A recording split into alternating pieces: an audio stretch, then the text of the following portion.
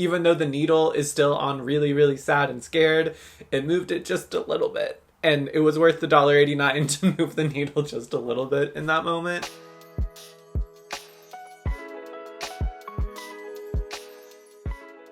Hey y'all, welcome to Clove Room. Yeah, I'm pretty devastated. I'm not doing the best, to be honest, and I'm pretty scared. But I think I'm strong enough to at least be able to do my work right now.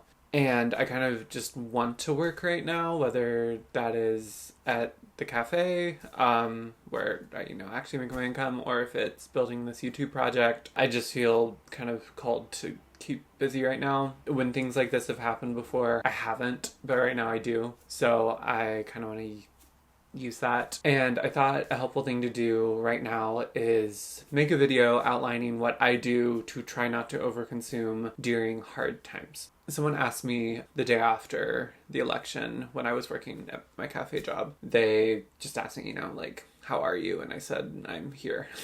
And that's kind of how I feel in this space, how I feel in other spaces right now. I'm here, and I think that's gonna be enough right now. This video is not made in any judgment for those who need to use shopping right now as kind of a quick release valve. If that's what you need to do, that is what you need to do, and if it feels good and is sustainable for you, then keep on doing whatever you need to do. I will not judge you.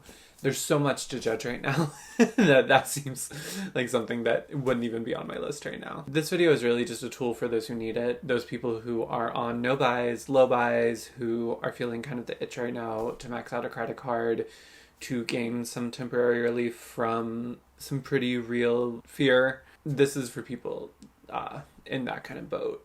But it's for anyone to watch. And like I always say, my philosophy around doing this type of content is always the same as when I'm in a yoga class and the teacher before the class explains, this is the flow I designed. I'm going to cue pretty continuously throughout the class. You can take and leave whatever you need to. Just take the parts that call to you that you think might be helpful, freestyle some of the rest, or just, lay on your mat for however long this video is and get what you need out of it. And hopefully you will leave this a little bit better than you came in. I'm kind of right there in it with y'all that are kind of fighting that urge. Not just with the election, but a lot's going on in my life right now. And there's been several times where I've just kind of autopiloted or started kind of building a Sephora cart that I think would provide some temporary relief, that would give me something to track, give me something to do, give me something to look forward to. And I hope by me sharing the tools I use to kind of talk myself or walk myself out of that can be helpful to y'all too. The first thing I want to say, and I think this is the most important one, be kind to yourself. I think a lot of times in this type of anti-shopping addiction, conscious consumerism content, the creators can be very quick to judge and kind of pass that judgment on to people who are kind of in the throes of it right now. It's almost like a pull yourself up by your bootstraps mentality of just like, you've got to be stronger than this. Why are you even thinking about this right now? This is something that so many people don't have a problem with, or, just toughen your way out of it, kind of hard grip and get through it type thing. And it's also really easy to internally go to that spiral, to be like, wow, it feels like the world is on fire. So much is at stake. There's so much uncertainty. It's so scary right now. Why am I hyper fixated on my Sephora cart? Why am I hyper fixated on my Ulta cart? Why am I hyper fixated on whatever you may be desiring in this moment? And I just really urge you not to go to judgment, to not judge yourself for that. I think you can be disciplined in this without being really toxic and judgmental toward yourself. You're not stupid for thinking about makeup right now. You're not stupid for battling against shopping addiction right now. These are very real feelings that you feel. Because you feel it, it is real. It's one of those things. And you have to validate it. And also, just like in yoga and meditation, you can't just completely ignore something. You have to acknowledge it and then kind of push it away. I think discipline doesn't mean cruelty. I think you can talk yourself out of things and be firm, but just always keep kindness at the center of it and never feel stupid for what you're feeling. I think with shame, whether it's coming from an external source or whether it's internal moment, I feel shame. I am so ashamed that I'm going to completely close out of the tabs and not do this. And it may feel like a victory, but I don't think it's a real long-term solution and usually causes more harm in the long term than the short term. So just keep kindness at the center of all of this. Whether you meet your goals, whether you don't meet your goals, there's never a time where you shouldn't be kind to yourself. Next thing, what else could help right now? What else is there that is in your arsenal that you can use to alleviate some of the stress you're feeling? And, you know, I haven't said this yet, and it's kind of a cliche, but retail therapy is not actual therapy, right? And even that phrase is, I think, harmful and also perpetuated by people who really want you to believe that consumerism can fix deep sadness. And it just can't, unfortunately. It's that sort of quick fix that in the moment can scratch an itch and can maybe give you a few minutes of, wow, like I did something good. I'm like actually excited about something. But in the long term, I don't think you've really mitigated any of the sorrow you were feeling, probably. I feel the opposite way about some of the things that I've done and that I'm going to suggest, where in the short term and while I was doing them, I was like, ugh, I don't think this is going to help. This sucks. And then after, I was like, I'm so glad I did that. And for me, it's exercise and moving my body. That's not what it's going to be for everybody. If you don't enjoy exercising, I'm not saying go exercise. I'm just saying, for me, movement is really important to my mental health, and whether that's through yoga or hiking. On election day, I was feeling really, really anxious and I just wanted to go sit in bed all day, but I took my dog for a hike and I went to a yoga class later that day. And especially on the hike, I was like not feeling it. I was like, I don't want to be outside right now. This is not helping. Why did I think this would help? As the hike was ending and I was still like, I don't know. I realized, I was like, I feel a lot better. And that really did help me clear my head. And again, it's that it's opposite of shopping often is, right? Where it didn't feel great in the moment, but long term it really did, and it was hard. It took effort to go on a hike or to make it out to a yoga class, but that effort was worth the gain I got from it. And I think shopping is often a low effort thing. It is a low effort activity that in the moment feels really good, and then as you zoom out from it, it feels less good that you did it. I think suggestions for this, like I said, I love walking, I love running, I love yoga. Those are all things that always make me feel better for the most part. Going to like a trail and taking a hike, I think sometimes I like really build that up in my head that there has to be an occasion for a hike, but just going when you have time can help. Getting ice cream is a big thing I like to do to help my mental health. Getting ice cream with a friend is a cure-all to, maybe not a cure-all, but it never doesn't help to go get an ice cream with a friend. And whether that's bubble tea, whether it's a coffee, whether it's Big Softy if you're in Atlanta, that's probably my favorite ice cream place in Atlanta. It's like this gourmet soft serve place. It is really, really tasty.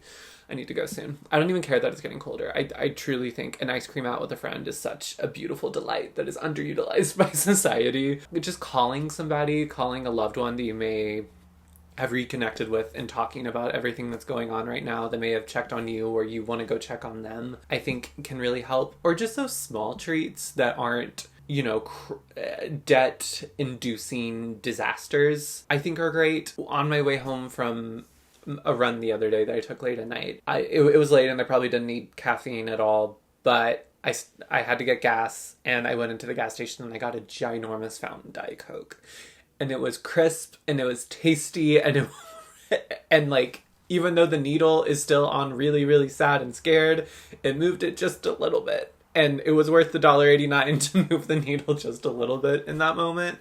And there's things like that you probably could do, whether it's a fountain Diet Coke, whether it's going to get a little treat you haven't had for yourself in a while, a croissant in the morning from a bakery you love, going to the farmer's market, things like that maybe do involve spending a small sum of money, but it's something you can really enjoy in the moment, maybe enjoy with a friend, and is just going to be kind of like a warm hug to yourself. I think that's ultimately more helpful and can be a good substitute for a really large, perhaps perilous makeup purchase. Next one is a little tinged in sadness, and trigger warning here for some talk around certain ideation, but remember that there is an after. I don't know if I've ever truly told the full story on my channel about how I gained a mountain of credit card debt and why my relationship with makeup is the way it is now. It was 2021, 2022. I was going through just a deluge of gender dysphoria, and I was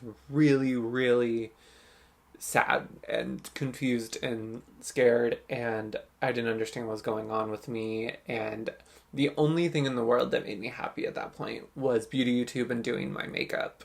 And I remember how badly I wanted to be a beauty YouTuber, and I was in grad school at the time, and I hated it, and it was a lot of work, and I don't think it was the right choice for me, but I was doing it, and my one thing that I enjoyed in my life every day was watching beauty content and doing makeup on myself. And so I just wanted more of that, and so I just bought all the makeup I wanted to. Debit card, credit card, max out, stop paying bills, buying makeup instead. And I'm still feeling the financial ramifications of that. And I did that because at the time, and this is so sad to say, I didn't see an after for myself. I don't really want to explore that anymore, but to say that, it was a horrifically dark time in my life, and I'm really lucky that I had the support system I had at the time, and that I had the resources to dig out of that. Choose to be proud of myself instead of judgmental of myself. Again, be kind to yourself. Something I really have to practice every day. And I just think right now, there's a lot of, it's so bad. Everything feels scary and uncertain, and it's really easy to think, well, the world's ending. I'm just going to buy makeup I cannot afford with money I don't technically have, and let the chips fall where they may, because after seems like it doesn't really belong to me, in a sense. And there is going to be an after. I'm not saying everything's going to be okay. I certainly don't know if everything's going to be okay. It doesn't feel like everything's going to be okay. But there's going to be an after in both the macro sense of this country and this world and the micro sense of your life.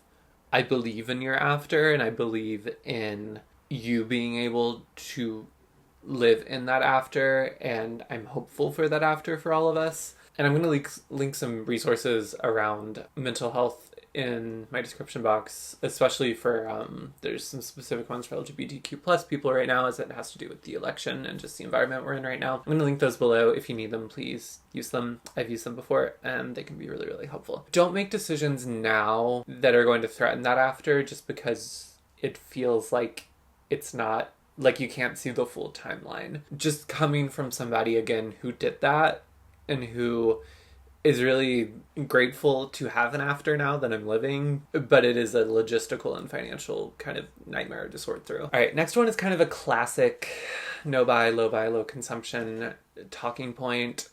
Give yourself a waiting period and kind of put yourself on ice. It's a classic talking point because it works. Build your dream Sephora cart, live out your wildest fantasies of what would be in your collection, but then just step away from it.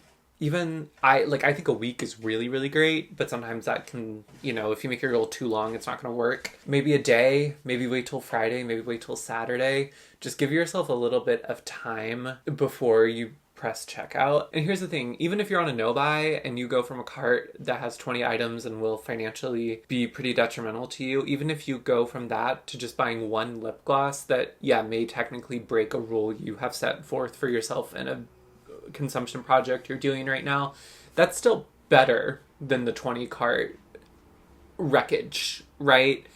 And so don't also be afraid to live in that gray area and do your best. It seems so impossible in the moment to be like, no, like I need all of this. Like, how could I not buy all of this? Look at all the deals that are going on right now. Like, and if I buy this, then I can do this, and I have an event coming up, and it just seems like so important that I have this specific lipstick for it. And if I have this lipstick, then I'm definitely going to need a new blush and things like that. And then literally just giving it any time at all, even 24 hours.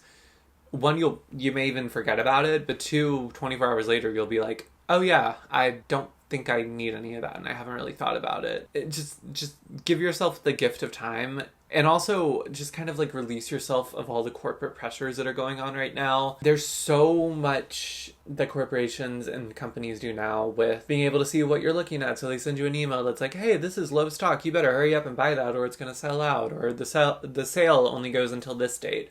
But there's always going to be another sale, there's always going to be another restock, and if there isn't, that'll also be fine, because you probably don't really need the thing you're pining over. You probably need something else, and it's probably a substitute for something else. And again, there's no judgment about that, but I think naming that and being aware of it can be really helpful. So that's all I got. Kind of a short one for me. I've only been recording for 21 minutes. Usually it's an hour and a half.